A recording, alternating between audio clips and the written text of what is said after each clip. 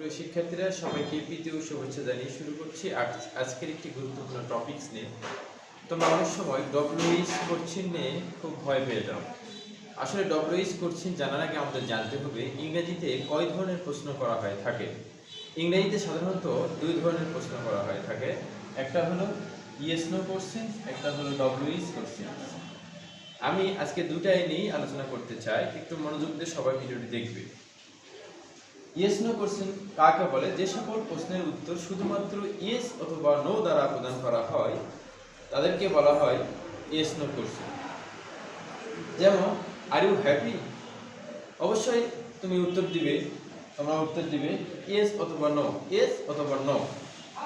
এরপর আর একটা টপিক হচ্ছে ডব্লিউএইচ কোশ্চেন।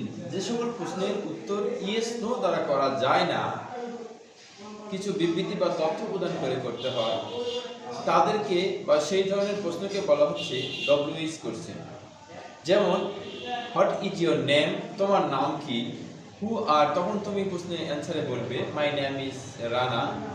যদি তোমাকে বলা হয় হু আর ইউ, তখন তুমি তথ্য সম্বলিত প্রশ্নের অ্যান্সার দিবে আই এম রানা।